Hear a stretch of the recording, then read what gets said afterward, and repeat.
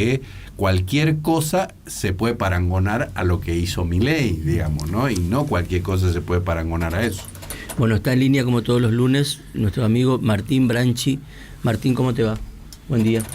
Buenos días, ¿cómo están? Bien, muy Siguiendo bien. atentamente la conversación y la verdad que muy relevante la discusión y muy sensible realmente estar presente en estas realidades, ¿no? Justamente estaba hablando de infraestructura, fíjate vos. Ayer hablábamos con Martín un ratito y señalamos esto. Hay estas tendencias en el trabajo actual que es marcar tarjeta para un café, ¿no? Que implica que los empleados entren a la oficina solo un tiempo para tomar café y después se van, ¿no? Y el otro tema es los espacios de soledad en los trabajos actuales. Esto tiene que ver también con la infraestructura, ¿no? ¿Cómo se piensa hoy esto? ¿Vamos a tomar un café y después nos vamos? ¿Y después necesitamos más soledad todavía? Claro. Sí, la realidad es que recién pensaba en esto del panóptico, de cómo traemos historias que vienen de 200 años, ¿no? Y recordaba esta idea de no importa que sea observado, el tema es que crea que está siendo observado, ¿no? Y pensaba en eso, en cuántas empresas y oficinas y espacios de trabajo, sin saberlo seguramente y sin poder como conectar una cosa con la otra, están diseñadas bajo esa lógica. Entonces, ¿qué pasa? Son entornos que no son tan amigables para la concentración, para la productividad, para el trabajo, para el informe que tenés que hacer, para lo que tenés que redactar. Entonces, y a la vez tenemos como la informalidad de que esos espacios son de altísima interrupción. Entonces, quien tiene, en general te digo esto, en el Estado, en las empresas privadas, entonces son entornos que no están pensados para trabajos de intelectuales o de concentración. Es como tener toda la gente trabajando y como poder ver la gente, entonces estos espacios son bulliciosos, son poco amigables. Las redacciones de los diarios eran así antes. Claro, pero vos fíjate que cuando vos le preguntás a alguien, ¿por qué es así? ¿Por qué está pensado así?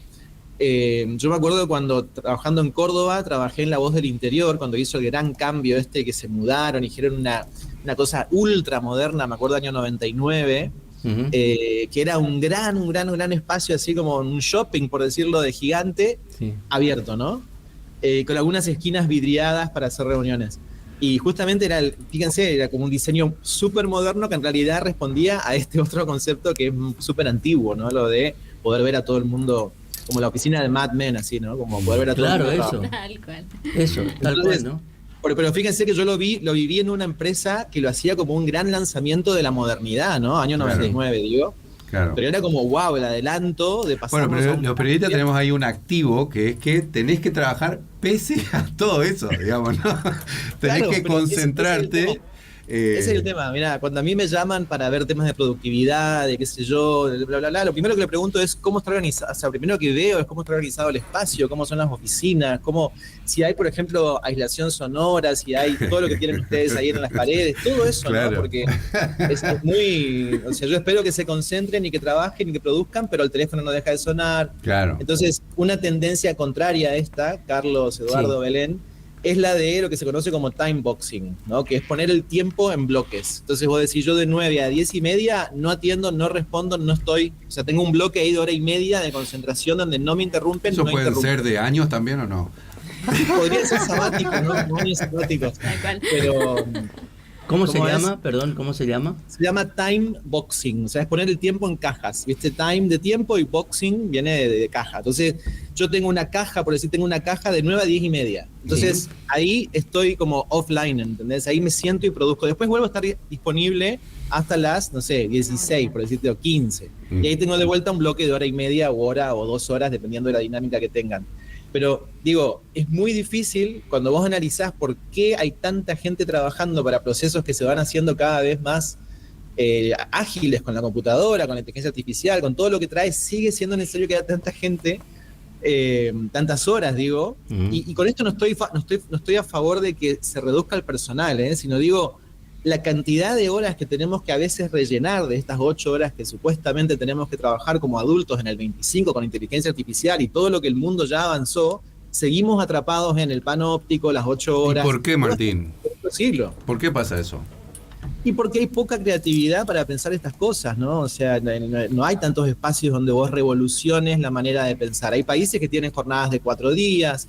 ¿Por qué? Porque no hace falta. Yo puedo ganar lo mismo, pero trabajar 4 días, ¿no? Entonces, ahí aparece la tensión, pero te puedo asegurar de que si uno ordena, estructura, pone cajas, etcétera, etcétera, no necesitas 8 horas. O sea, ese tiempo 8 es tan arbitrario hoy en día y hay pocas empresas que se animen a repensarlo, porque vos convivís con niveles de poca productividad, entonces, claro, son 8. Porque, por ejemplo, alguien se levanta a preguntarle a otra persona lo que tiene, la duda que tiene, ¿no? Entonces ahí ya te interrumpió. Y ahí ya empieza la cadena, ¿no? El teléfono, el WhatsApp, todo es múltiple, o sea... Sí, el mate, la vaca para el bizcochito, o sea, toda esa lógica. Pero mira, en gente que no toma mate y tiene mucha concentración, tiene 4 fuentes de distracción. El WhatsApp, el mail, la llamada en persona y el ruido ambiental. Entonces vos estás como en ese enfoque y claro que necesitas 8, 10, 12 horas. Porque no hay, claro, pero lo estoy diciendo con conocimiento milimétrico de causa. No, está claro eso. Tiempos, Está claro. Yo mido los tiempos que tardan las cosas. A mí y me es dicen, muy bueno, interesante. Este proceso, ¿cuánto tarda? Vamos a medir todos los tiempos, cual fábrica de Ford en el 1900, todos los tiempos que te lleva este proceso. Y ahí empiezan, bueno, pero si me llaman, bueno, pero si me interrumpen, bueno, pero si me piden, ¿por qué tardás media hora cuando son 3 minutos? Y porque me llaman, me interrumpen, me aparecen en el escritorio. Entonces, una empresa que trabajaba tenía la cultura como de salir como, tengo una duda, me levanto y voy a la mesa del otro, ¿no? Claro. Pará, y se puede, el otro está concentrado, te interrumpe en algo, bueno, todo eso, cultura del ya. Bueno, entonces, y en las reacciones a los gritos, digamos, ¿no? Claro. No son tan grandes tampoco, digamos, a los gritos. Che, fulano, tal cosa. Claro. Pero a los gritos pelados, ¿no? Así. Sí, nosotros recién, además no había internet. Claro. Acabamos de hablar con el intendente Bonplan.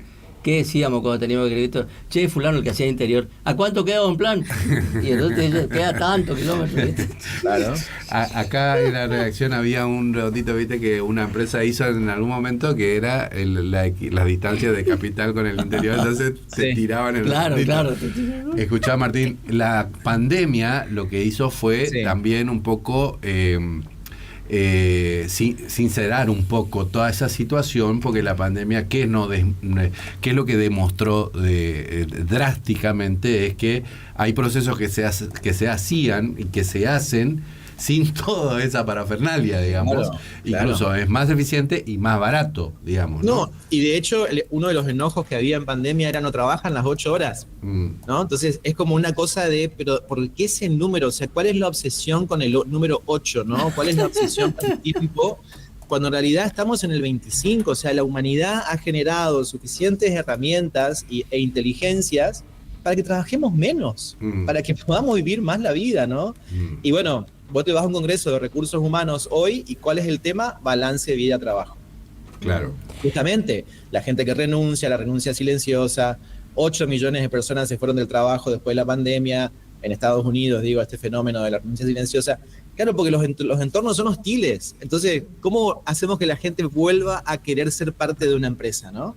Vos sacás un aviso hoy y tenés medio candidato. Ya lo habíamos hablado con vos, Eduardo, pero digo, no estamos en ese momento idílico donde vos decís, tengo para elegir 100 personas para este puesto. Claro. No estamos en ese momento, porque se ha devaluado el mismo valor de estar en una empresa 8 horas todos los días, ¿entendés? Claro. Entonces, hay que modernizar, hay que repensar, hay que reinventar, hay que decir cómo hago. Por eso lo del café que vos decías, Carlos, tiene que ver con gente que no valora el 8 por el 8, ¿entendés? Por estar sentado ahí 8 horas.